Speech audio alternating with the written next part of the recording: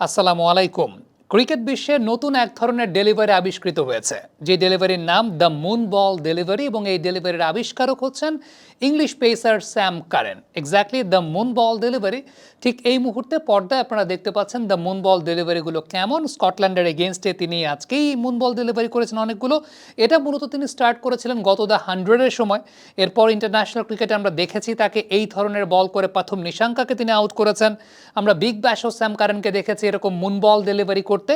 মূলত মুন বল ডেলিভারি করে যেমনটা আপনারা দেখছেন যে অনেকটা স্পিনাররা আইলাইনের উপরে যে ফ্লাইট দেয়, সেরকম আইলাইনের উপরে ফ্লাইট দেওয়া বলগুলো যখন একজন পেস বোলার করেন, যেটা পেস বোলারদের জন্য কন্ট্রোলে রাখাটা আসলে খুবই ডিফিকাল্ট।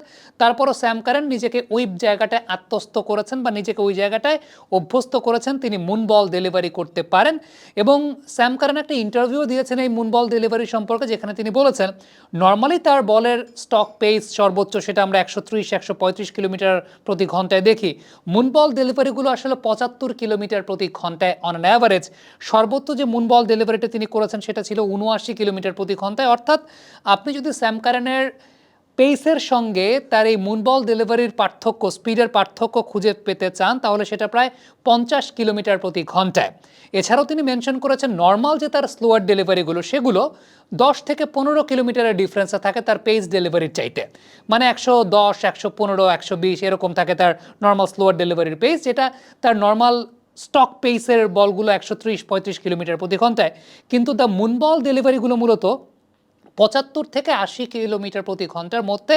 তার মানে তার স্টক পেসের চাইতে 50 কিলোমিটার প্রতি ঘন্টায়। কেন স্যাম কারেন এই ধরনের বল তিনি আবিষ্কার করেছেন সেটার ব্যাখ্যায় তিনি যেটা বলেছেন, তিনি যখন আদিল রশিদ বা মিচেল স্যান্টনারদেরকে দেখেছেন যে স্পিনের মধ্যেও এরকম পেস ভ্যারিয়েশন করে তারা অনেক সফল বিভিন্ন উইকেটে এই স্লো পেসটাই স্পিনারদের ক্ষেত্রে অনেক গুরুত্বপূর্ণ ভূমিকা পালন করেছে।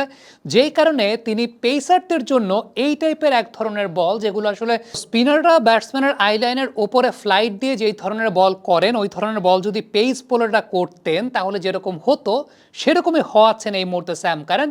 তাকে জিজ্ঞেস করা হয়েছিল যে এই ধরনের বলের গ্রিপের ক্ষেত্রে তিনি কি বলটাকে খুব শক্ত করে ধরেন নাকি বলটাকে নরম করে ধরেন। তিনি যে কথাটা বলেছেন যে না, তিনি স্বাভাবিকভাবে বলকে যেভাবে ধরেন সেইভাবেই এই ধরনের বলকে ধরেন। আমরা একটু ডেমনস্ট্রেট করতে চাই বা দেখতে চাই যে স্যাম কারেন আসলে কিভাবে এই ধরনের বলগুলোর গ্রিপ করেন।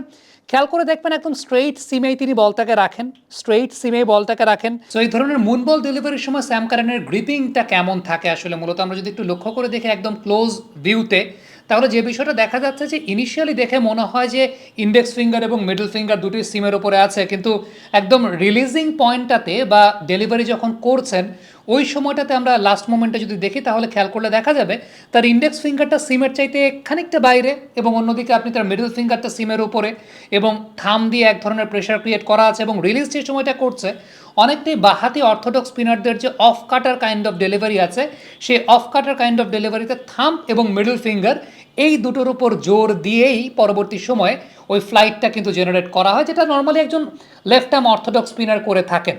আর এই বলটাকে যদি আমরা চিন্তা করি, এই বলটা কিন্তু আসলে লেফট আর্ম অর্থোডক্স স্পিনাররা যখন আইলাইনের ওপরে ফ্লাইট দিয়ে বোলিং করে থাকেন সেই ধরনের বলের মতোই।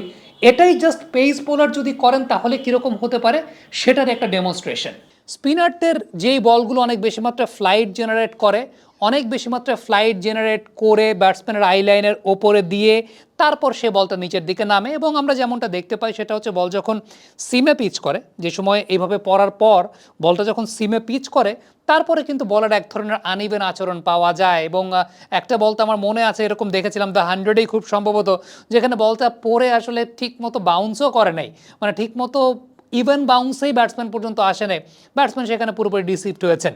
এবং স্যাম কারেন যে বিষয়টা বলেছেন যে মডার্ন ডে ক্রিকেটে একজন বোলারকে সবসময় নিজের স্ট্রেংথের বাইরে গিয়েও অনেক কিছু করতে হয়, নতুনত্ব আনতে হয়, সেই জায়গাটায় নতুনত্ব আনার তিনি চেষ্টা করেছেন। বিশেষ করে এমন কিছু উইকেট থাকে যে সমস্ত উইকেটে পেসারদের স্পিড ভ্যারিয়েশনটা খুব গুরুত্বপূর্ণ হয়ে যায়, এবং সেই স্পিড ভ্যারিয়েশন অনেক সময় প্রেডিক্টেড হয়ে যায় যখন পার্থক্যটা এরকম থাকে 10-15 কিলোমিটারের মধ্যে থাকে। দ্যাটস ওয়াই তিনি 50 কিলোমিটার পার্থক্য বাক্যের এক ধরনের ডেলিভারি আবিষ্কার করেছেন, যেটা অনেক বেশি মাত্রায় স্লো, যেটাকে বলা হচ্ছে ঠিক এই মুহূর্তে আমি বলছিলাম যে দ্য মুন বল ডেলিভারি। এবং এই মুন বল ডেলিভারি করে স্যাম কারেন কিন্তু এখন পর্যন্ত বেশ সফলতা অর্জন করেছেন।